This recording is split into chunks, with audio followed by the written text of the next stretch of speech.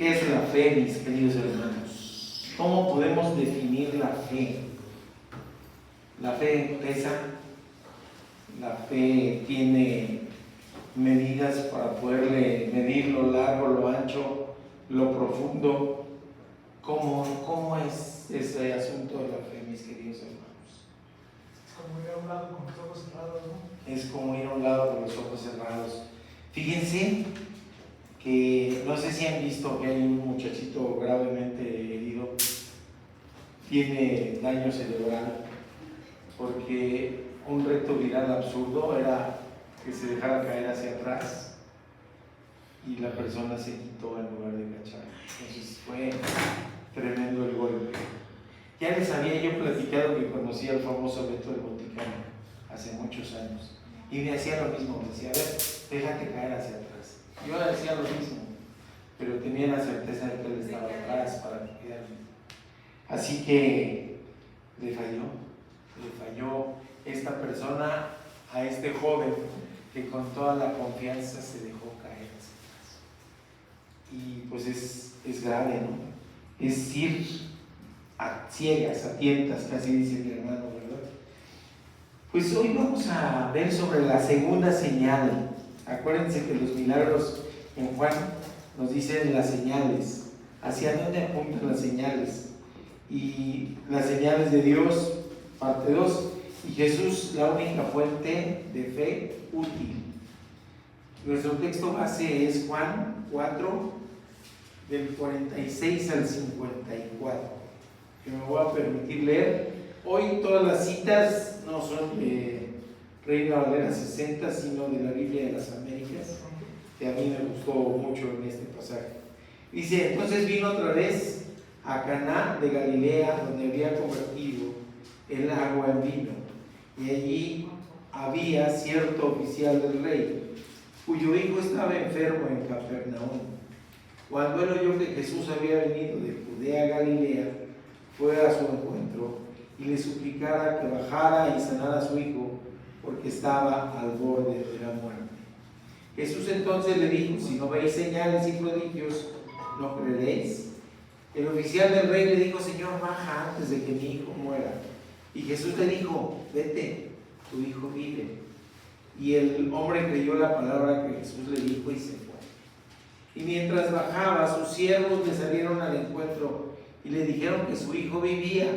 Entonces le preguntó a qué hora había empezado a mejorar y le respondieron, ayer a la hora 7:00 se le quitó la fiebre. El padre entonces se dio cuenta que fue a la hora en que Jesús le dijo, tu hijo vive, y creyó él y toda su casa. Y esta fue la segunda señal que Jesús hizo cuando fue de Judea a Galilea. Vamos a orar, mis queridos hermanos. Vamos a ponernos en las manos de Dios y que sea su voz la que escuchemos el día de hoy. Padre celestial, Padre bueno, tú nos provees de alimento, el alimento espiritual, así como alimentaste a tu pueblo con el maná.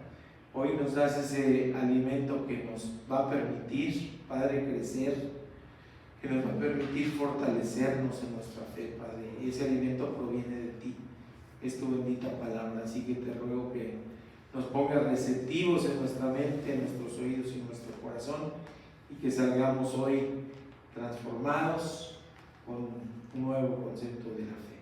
En el nombre de Cristo Jesús oramos. Amén.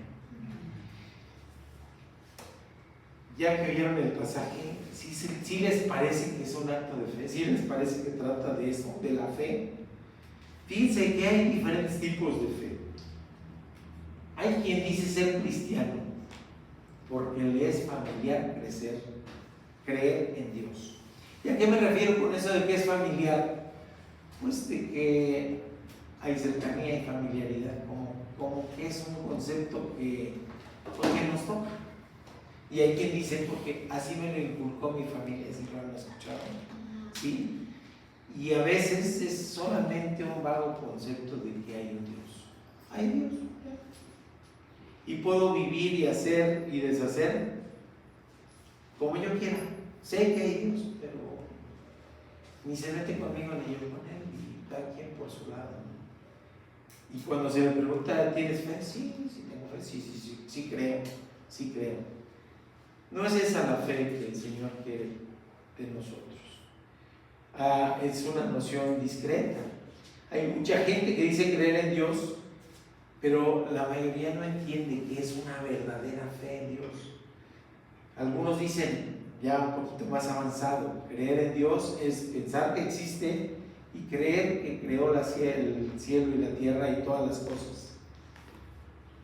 Ya es un poquito más avanzado, pero seguimos con una relación lejana y no es lo que quiere Dios de nosotros.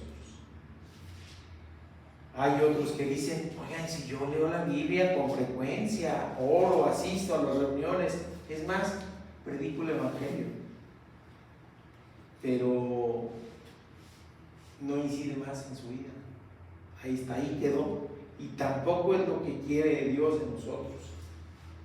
Todavía hay quien dice, yo puedo recitar los más famosos versículos de la Biblia, me sé un montón, pero no vivo como si existiera Dios. Y entonces tampoco es la fe que quiere. Es más, hay quien dice, hago sacrificios por el Señor. He estado trabajando, predicando, compartiendo por muchos años. Perdón. Y siempre intento ayudar y mantener hermanos y hermanas. Con eso creo en Dios. Realmente es lo que quiere Dios de nosotros. Como que nos vamos acercando, pero todavía queda corto. Nos hemos detenido a pensar si verdaderamente esos argumentos tienen peso. ¿Cómo nos ve Dios? Él conoce lo que va a decir nuestra boca antes de que salga la palabra. Él conoce de qué está lleno nuestro corazón. Él conoce de nuestros pensamientos, de nuestros anhelos, de nuestras angustias. Es más, Él conoce en qué o en quién depositamos la fe. Porque hay quien dice, no, pues yo creo en Dios. Y luego dicen, ¿y Él? Y le ponen un agregado enorme. Y dice, yo creo en Dios, pero pues no está de mal en hacer una limpia. Yo creo en Dios, pero pues tengo el budita ahí para que me vaya bien en lo económico. Creo en Dios, pero ya colgué mi anillo de ajos en mi negocio para que no se acerque mal. Estoy diciendo cosas reales, de verdad. Ahí están. Pero entonces, ¿qué es la fe? Estas personas con creencia confusa es porque Dios sigue siendo desconocido, no le conocen, no tienen idea todavía, ¿no? Es demasiado extraño. Y si no conocemos quién es Dios, cuál es la obra de Dios y cómo está actuando en el mundo, realmente nos podemos quedar lejanos. ¿Y qué creen? No le vamos a servir a Dios para predicar su palabra. Si yo no me la creo, ¿qué voy a compartir? ¿Sí me explico? Necesitamos una fe verdadera. ¿Y qué es la fe verdadera? Es experimentar la palabra de Dios. ¿Y qué es experimentar? Tener una cercanía verdadera. Conocer lo que puede hacer y conocer las consecuencias. Vivir la palabra de Dios. Esa es una fe verdadera. Ese es el ejemplo que les he dado, ¿no? Imaginemos que está Jesús pidiendo aventón y nos paramos, nos orillamos en el carro y le decimos, ¿a dónde quieres que te lleve, Señor? Y esa no es fe verdadera. Es pararme y darle las llaves y decir, llévame a donde tú quieras, Señor, porque ese destino es mejor. Es experimentar su palabra y su obra. Es una experiencia personal. Eso quiere decir experimentar una experiencia personal con Dios. Le decía Irán, esto no es un cambio de religión, sino es conociendo quién es Dios y lo que puede hacer en mi vida. Eso es fe. Eso es fe. Es una fe que tiene que ser práctica. No sirve de nada aprenderse la Biblia de memoria si no le encuentro sentido para que pueda aplicar en mi vida y en la vida de los que me rodean. Tenemos que experimentar esto.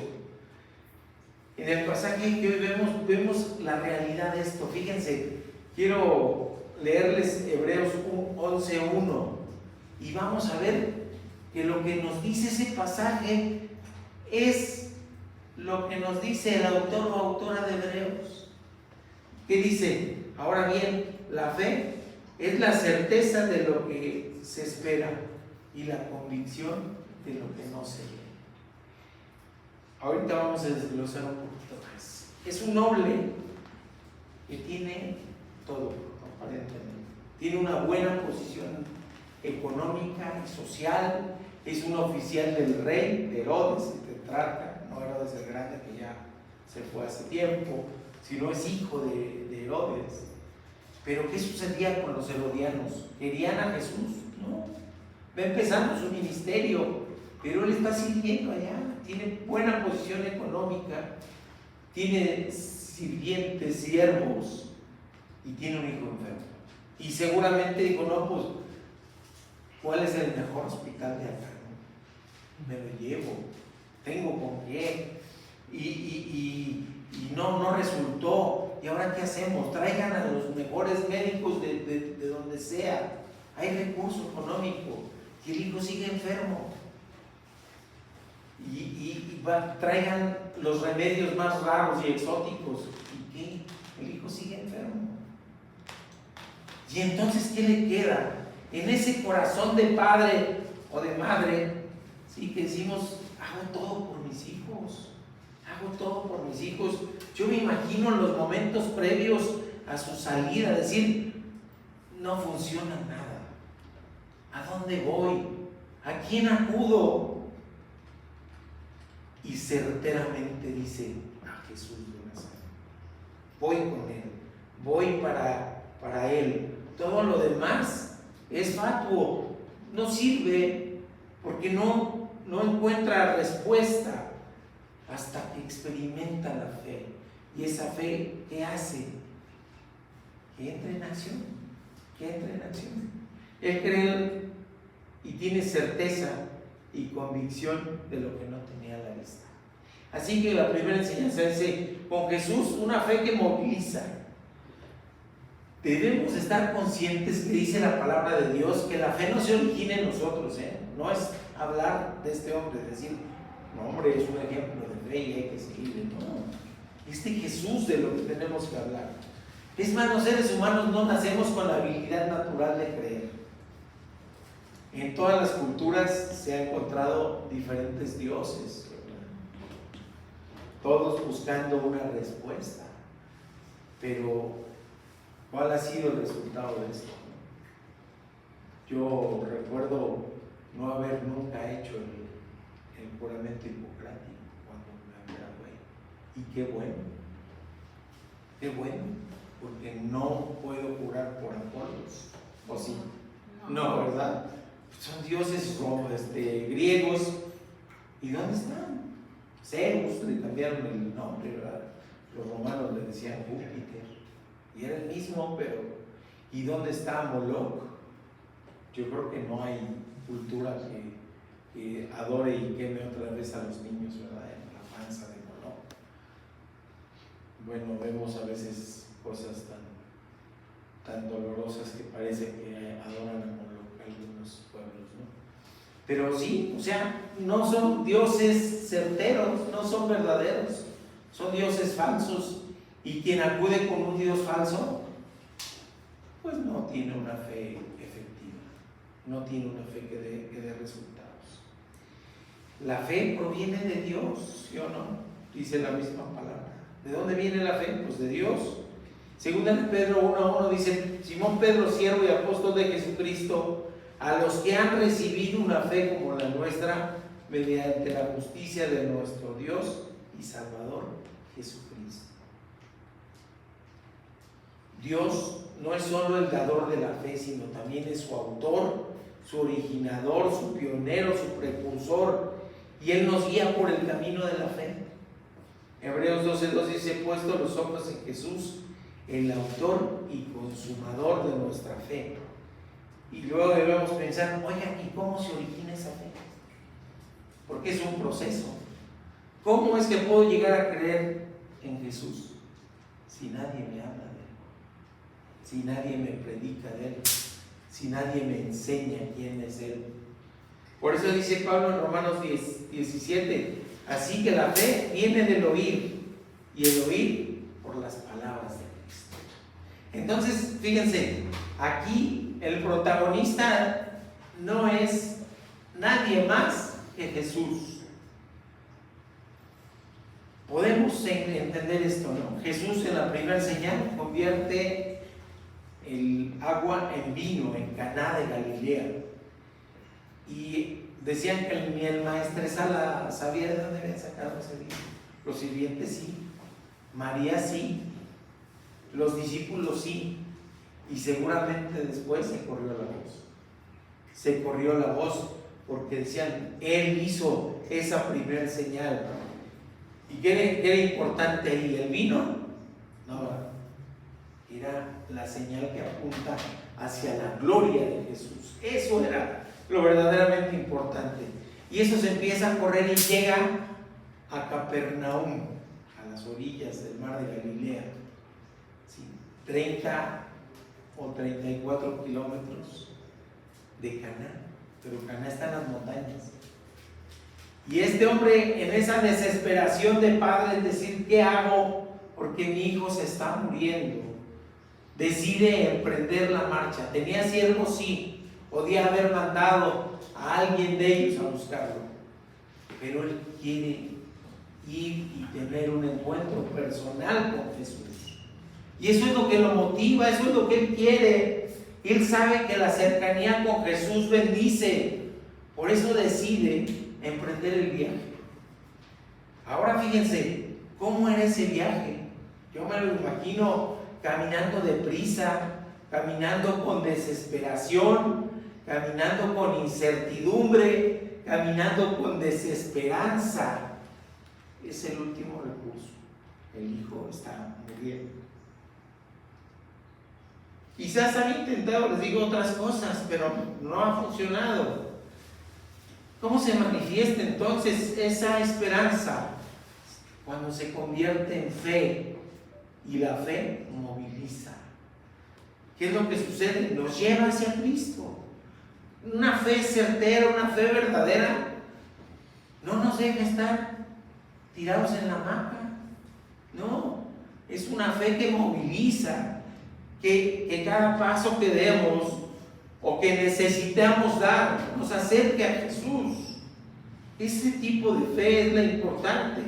Decide ir y buscar a Jesús y pedir su intervención para poder salvar la vida de su hijo enfermo. ¿Qué enfermedad tenía? Quién sabe, pero dice la palabra de Dios que tenía fiebre. Tenía fiebre. En que más o menos en cuando se inventaron los antibióticos, mis hermanos, allá por 1930, 1900, de ahí para acá. Oye, ¿qué hacían antes? Pues un montón de medidas desesperadas. Y hace 2000 años, imagínense, una fiebre, malaria, paludismo, es más, algo del estómago, una enfermedad respiratoria, era mortal. ¿Hacia dónde ir? Hacia Jesús. Así que tratemos de imaginar la angustia de ese hombre, tratemos de pensar y ponernos en sus zapatos y decir, ¿qué harían? ¿Qué harían como padres, como madres, como abuelos, como abuelas, por alguien de su descendencia? Lo que nos indica, lo que nos enseña esto es, busquemos a Jesús. ¿Está desesperado? Busquemos a Jesús. Nos decía Santiago, que por cierto ya lo terminamos el miércoles, ¿verdad? Si estás en angustia, ora. Si estás en gozo, alaba. Pero siempre con Jesús. Así que, ¿a qué va? A plantearle su situación y esperar la respuesta. Segunda enseñanza, con Jesús, fe que es efectiva. ¿Qué lo impulsa a este hombre a ir? ¿Qué lo impulsa? El amor a su hijo. Sí, eso lo impulsa. Pero ¿qué le da rumbo? Las voces, lo que escuchaba. Jesús. Jesús es el que da rumbo. Porque puedo sentir mucho amor y mucha desesperación, pero ir a buscar Mis remedios al mercado de Sonora en Ciudad de México. ¿Sí se dan cuenta? Tengo el mucho amor, quiero el bien para mi hijo, voy a moverme, necesito moverme. Pero sin Jesús estamos sin rumbo. Sin Jesús estamos extraviados. Sin Jesús no hay camino certero. Sin Jesús no hay camino de salvación. Por eso Él dice, no, pues voy con Él. Si ya hizo que se transformara el agua en el mejor vino que ha probado el maestresala, ¿quién no podrá hacer con la salud de mí? ¿Quién no podrá hacer? Y entonces es Jesús el que marca el rumbo, a dónde ir y a quién acudir. Así que toma decisión y acude con el maestro. ¿Y qué creen? Todavía su fe es inmadura. Todavía, ahorita les digo por qué. No tiene y sabe que tiene poder, pero no tiene idea del poder que tiene el Señor. No tiene idea. ¿El qué piensa? ¿El qué considera? ¿Cuál es la petición? Señor, desciende conmigo. ¿Y qué es descender? De Caná, que está en la montaña, a Capernaum, que está a las orillas del mar. Desciende. ¿Por qué? Porque Él piensa que es a través de la proximidad física de Jesús que su Hijo puede tener salvación. El ruego es que baje para que sane a su hijo. Y le dice, le implora, está al borde de la muerte. Imaginemos las escenas, ¿no? Hay quien dice que eso no se veía en la antigüedad. ¿Qué hace el padre cuando regresa el hijo pródigo?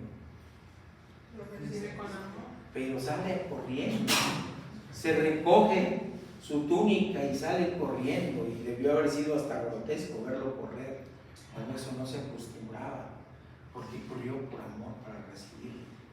Ahora imaginemos a este noble, bien vestido, conocido seguramente por ser oficial del rey, llegar ante Jesús y postrarse. No hay vanidad, no hay soberbia, hay súplica. Se está negando a sí mismo, si se dan cuenta. A veces somos duros para hacer eso. Así que Él va y le habla, le suplica, le ruega. La palabra que se utiliza ahí es en un modo verbal del griego que dice, le ruega reiteradamente, o sea, repetidamente: Señor, salva a mi hijo, Señor, salva a mi hijo, Señor, salva a mi hijo. Es desesperación. ¿Y cuál es la respuesta del Señor? Parece un regaño, parece un reproche, parece, pues sí, una palabra fuerte. Necesitan ver, necesitan señales y prodigios para poder creer. Parece que no era solamente a Él a quien le hablaba. Le hablaba a los que estaban también alrededor y a los que habían de venir, o sea, a nosotros. Para poder creer ahora necesitamos señales y prodigios. O sea, si no las veo, no creo. El Señor parece que les está reclamando. Necesitan señales y prodigios para creer. Tenemos ventaja, ¿verdad? Ahora tenemos la palabra completa, todo el Nuevo Testamento. En aquel tiempo no. Pero no es ninguna señal. El Señor a veces, yo creo que hablaba en voz alta sus reflexiones, ¿no? ¿Qué les dijo después de la multiplicación de los peces y los panes? Ustedes me buscan por alimento. Parecía un reproche también, ¿sí? ¿Un reproche por qué? Porque no le gusta la fe inmadura. Era bendición recibir alimento si estaba yo pegadito a Jesús, por supuesto, pero no era el alimento físico lo que el Señor quería dar, era otra cosa más profunda. Así que ese versículo 48 está bravo: si no veis señales y prodigios, no creeréis. Es verdaderamente un reclamo a la multitud. Lo que sigue es otro ruego, que Jesús acceda: Señor, baja ya, mi hijo se está muriendo. Y el Señor le dice: vete ya. Y no es canción de Valentín Elizalde. ¿No? Dice, vete ya. Pero le acompaña por una segunda frase: tu hijo vive. No voy a ir contigo, O sea, no me ruegues, no voy, tengo otros planes, estoy ocupado, no puedo ir, no voy a descender a Capernaum, pero vete ya. No lo dice, pero parece que le dice, vete tranquilo, ya, vete ya ahora, ya no tienes nada que estar haciendo aquí, ve y comprueba, tu hijo vive. Y no dice tu hijo vivirá, En el griego está en presente, tu hijo vive, ya está gozando de salud física. El Señor no lo acompaña. ¿Y qué sucede con este hombre? Viene a Caná para convencer a Jesús de que baje a Capernaum y se va sin Jesús. Pero se va con una promesa del Maestro, del Rabí, del Mesías. ¿Cuál es esa promesa? Tu hijo vive. Y dice la palabra de Dios, y creyó en la palabra. Y creyó en la palabra. Mis queridos hermanos, los seres humanos fallamos un montón, la verdad. Hasta decimos, ahí hay frases para eso. Yo no metería al fuego mis manos por nadie, dice. ¿Por qué? Porque no le creo a su palabra. Creyó en la palabra. Pero ¿saben por qué creyó en la palabra? Porque sabía quién había pronunciado la palabra. No es solamente creer en lo que dijo, sino de quién sale esa frase. Y entonces, mis queridos hermanos, regresar sin Jesús, pero con la promesa, es fe. Voy a emprender mi camino de regreso. El Señor no le acompaña, pero lo que le dice es un reto a su fe. Es un reto a su fe. Vete, tu hijo vive. Tu hijo vive, y este oficial del rey se va a conformar con regresar solo. Sin embargo, dice Juan, creyó en la palabra y se fue. Podríamos interpretar erróneamente que creyó solo en la palabra, pero la palabra se respalda por quien la había pronunciado. Hay gente que le gusta mentir, ¿sí o no? Y los conocemos y le cae uno en la mentira y no, de verdad, por el osito mismo que no la mentira. Y luego trata de tapar esa mentira con otra mentira. Y se vuelve eso una bola de nieve. Mentira tras mentira tras mentira. Y entonces cuando te dicen, oye, ¿tú confías en él? No, mira, mi amigo, lo quiero, lo acepto, lo aprecio, pero hasta ahí, porque no es confiable. Pero aquí es al revés. Aquí esa palabra es respaldada por quien la pronunció. Podemos dudar de la palabra de cualquier otra persona, pero sabemos que Jesús, su palabra es confiable, congruente y consistente. No nos va a fallar el Señor. Y entonces tiene su palabra un inmenso valor, y cargado de esa promesa y de esa palabra, emprende el viaje de regreso.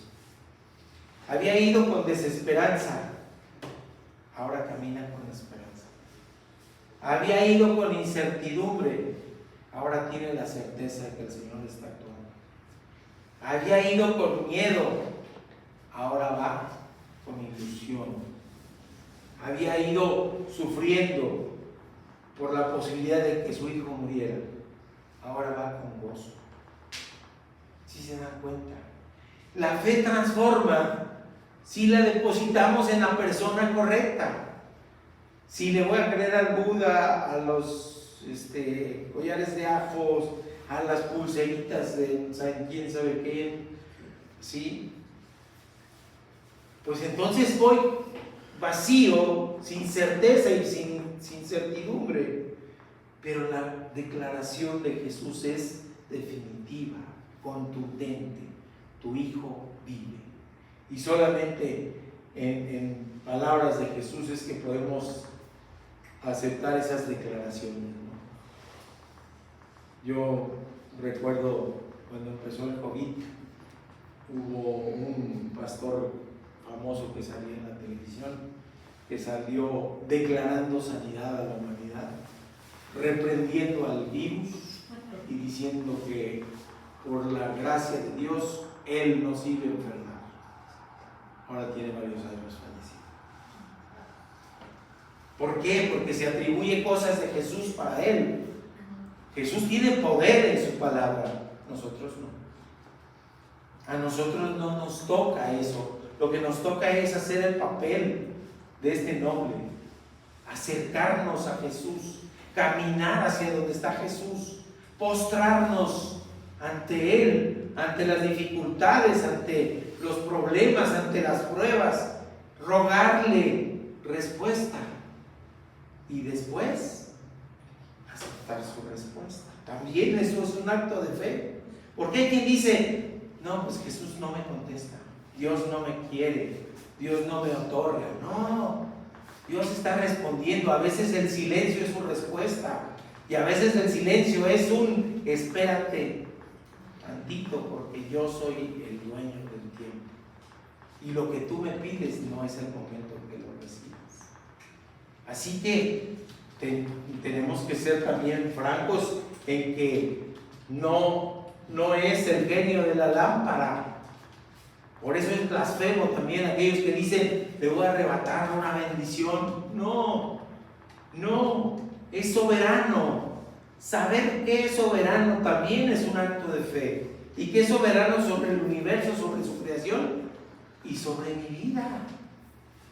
A veces quiero ir hacia determinado rumbo y empiezan las dificultades, y a veces dice uno: yo creo que no, yo creo que el Señor no quiere. Y entonces vamos a la última enseñanza. Con Jesús la fe sí da resultados, mis queridos hermanos. Emprende ese camino de regreso. Había escuchado a Jesús indicarle que volviera y que descendiera a él. Así que sus pensamientos son diferentes, su fe está a prueba y su viaje es distinto. Pero empieza ese viaje de regreso. Creyó en que su hijo iba a sobrevivir la enfermedad y viviría. Y es importante el cambio en el estado de salud. Fíjense qué interesante, porque es la misma escena que les decía yo. Él, me imagino que lo ven a lo lejos los siervos y dicen: no viene el Señor, no viene Jesús, viene solo, a lo mejor viene abatido, viene con desesperanza. Y entonces, ¿qué hacen estos hijos fieles? Se arrancan otra vez a correr, a encontrarlo en el camino, que no tenga que caminar hasta llegar a casa para enterarse de las noticias, porque las noticias son importantes y son lindas. Le van, corren y le dicen: tu hijo vive, tu hijo vive. Y le dan la noticia: Jesús sana y Jesús salva. De eso ya no hay ninguna duda. Solo le corroboran la sanidad de su hijo. No me imagino así pensando: pues yo ya lo sabía, ¿o no? Sí, con fe, pero le están corroborando, le están diciendo: sí, fue certero, acudiste con quien tiene poder verdadero de hacer señales, milagros y prodigios. Así que él va ya transformado. Nos dice Ricardo Garrett, un maestro de seminario, que tiene su comentario, dice: las señales pueden fortalecer la fe si dirigen el pensamiento del creyente a Dios. ¿Se acuerdan que hicimos las señales de tránsito? ¿Sí? La curva para acá o hacia acá un destino y hacia allá el otro. Para eso sirven las señales, para guiarnos hacia la gloria de Dios. Pero hay quien se clava en las señales mismas. Continúo citando a Garrett. Pero dicen, se dirigen el pensamiento del creyente a Dios, o le pueden estorbar las señales si atraen atención a sí mismas. Jesús advierte el peligro de confiar en señales y prodigios, pues debemos confiar en la persona de Dios no en ciertos milagros que hemos visto o que esperamos ver. Esa es una fe madura, no es una fe supersticiosa, sino una fe en el que se experimenta la palabra y la relación con Jesús. Si ustedes piensan, no había más que de dos sopas, el hijo viviera o que el hijo muriera, no había cosas intermedias. Jesús nos da la certeza y la vida, la fe depositada en la persona correcta, que es Jesús de Nazaret. Es la única que nos va a dar resultados positivos. La fe puesta en cualquier otra persona o en cualquier otra cosa, aunque tengamos mucha seguridad y mucha acción, traerá frustración y resultados negativos. Cuando uno viene de Chilpancingo hacia Cuernavaca, un poquito antes de salir, sale uno de la zona urbana de Chilpancingo, y hay una desviación que dice hacia Zumpango, no es el Zumpango del Estado de México, ahí hay otro Zumpango que hacen muy sabrosos quesos, por cierto. Ahí hay unos altares, hay uno que se parece al Pedro Infante, y bigotón, sombrerito, es Pedro Infante, yo digo, pero no, le dicen Valverde. ¿Y qué dicen Valverde? ¿Qué dicen de Valverde? ¿Quién le ruega a Valverde? Y le ruegan por maldad. ¿Y cuánto es el promedio de vida de los sicarios? Como 3 años. Bueno, 20 en su totalidad, pero de que te meten a la maña, 3 años, 5 años. No más. Mueren jóvenes. No, pues así no le entren, ¿verdad? Ni siquiera le reconocen el catolicismo tampoco como santo. Es más, se duda de su existencia, pero hay quien pone su fe en esa figura y ahí están los resultados. Sí, van a ser resultados negativos. Solo la fe en Jesús nos asegura resultados, pero no los que nosotros queremos, sino los que Él nos quiera dar, ¿okay? Lo que Él nos quiera bendecir. ¿Se va a negar a bendecirnos? No, es misericordioso. ¿Se va a negar a escucharnos? No, siempre tiene tiempo para nosotros, pero nosotros a veces fallamos y no tenemos tiempo para Él. No tengo mi tiempo de intimidad con Él. ¿Sabe lo que me está pasando? Sí, pero a veces como papá dice, yo ya me enteré de que está sufriendo, pero me voy a esperar a que me diga. ¿Sí o no? No le hemos aplicado así algunas veces los padres, ¿verdad que sí? Ya sé lo que te está doliendo, pero quiero que acudas conmigo, ¿sí? Te amo, te voy a dar la respuesta que tú quieres, pero necesito que te abras del corazón. Y si eso hacemos los padres terrenales, ¿qué no hará nuestro Padre Celestial para con nosotros? Así que no podemos pedir señales a modo de así las que me convienen. No, la fe madura debe saber que la respuesta de Dios es conforme a su voluntad y en el ejercicio pleno de su soberanía. Pero también sabemos con certeza que su voluntad, ¿cómo es su voluntad? Y entonces me postro y digo, sí, hágase tu voluntad, que es buena, agradable y perfecta. Y cuando les preguntan, ¿a qué hora empezó a mejorar? ¿Por qué creen? Quería corroborar. Ah, sí, fue cierto, sí fue él. No es que tuviera duda, es que tenía la certeza y sí quería saber a qué hora empezó a mejorar. La hora séptima, ¿qué hora era la hora séptima? La 1 de la tarde. El día para los judíos empezaba a las 6 de la mañana. Así que la hora séptima era la 1 de la tarde. Era la hora en que se había encontrado con el Señor el día anterior. Son 34 kilómetros, se los aventaba un día de ida y otro de regreso. Y bueno, cuando era de bajadita, yo creo que era menos un besito. Así que, fíjense, no, pregúntale ahora no para convencerse a sí mismo, él ya venía convencido, sino para corroborar en qué momento el Señor había obrado. ¿Necesitó estar pegadito ahí? No, a distancia. Solamente pronunció la palabra Imagínense ese poder tan inmenso. No necesitó que hubiera testigos presenciales, siguió mostrando la fidelidad, la piedad, la misericordia de Jesús, pues solamente en Él hay vida. Y ese joven había tenido vida. Y después tuvieron vida eterna. ¿Quién creen que corrió la voz de esta señal? Pues la familia. Aquellos que escucharon en Caná, hasta después se enteraron, oye, ¿qué pasó con tu hijo? Se sanó. Mi Señor lo sanó. En el momento en que dijo la palabra, la vida de mi hijo se transformó, se prolongó y fue bendecido. Tan solo con la palabra de Jesús.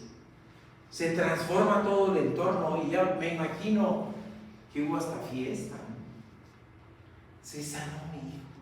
Bendito Dios. Avísenle a todos. ¿Cómo se sanó? La palabra de Jesús sana y sana. Y es hermoso. Y entonces se llevan su testimonio. ¿Y qué más dice ahí? Oye, ya sanó a mi hijo. Ya vimos su poder. Conocíamos de él. Pero ahora experimentamos de cercanía el poder de la palabra de Jesús. Y entonces tiene una fe madura. Una fe que es esa experiencia personal con Cristo. Una fe en donde vemos la certeza de su poder, de su gloria y de su palabra. Resultado, toda la familia y todos los siervos, todos los de esa casa se convierten a Jesús.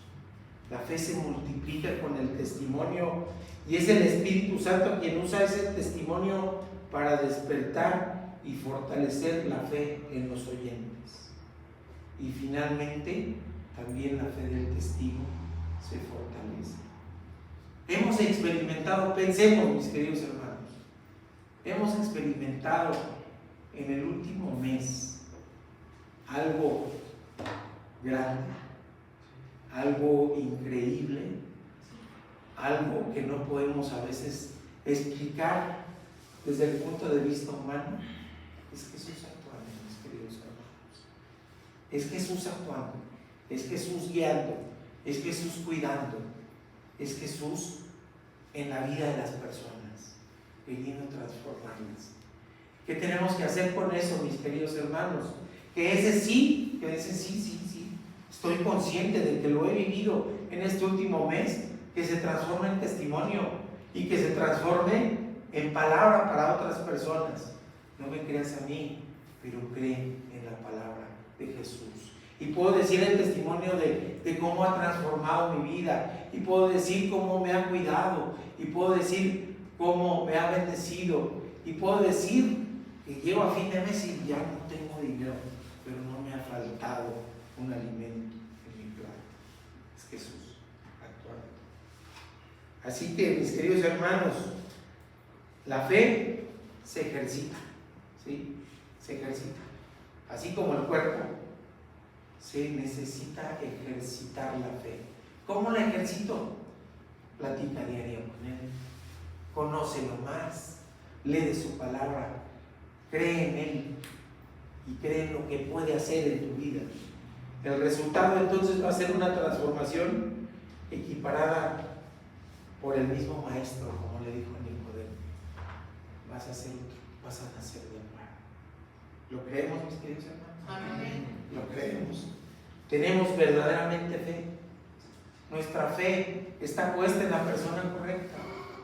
Nuestra fe necesita madurar y ejercitarse. Acerquémonos a Cristo. Vamos a orar, mis queridos hermanos. Padre Celestial, Padre bendito, gracias te damos por la enseñanza que tú nos das, Padre. Nos pones el ejemplo a este noble y nos muestra las maravillas que es acercarse a nuestro Señor Jesucristo, Padre. En Él hay respuesta, en Él hay confianza, en Él hay certeza y hay resultados, Padre bendito.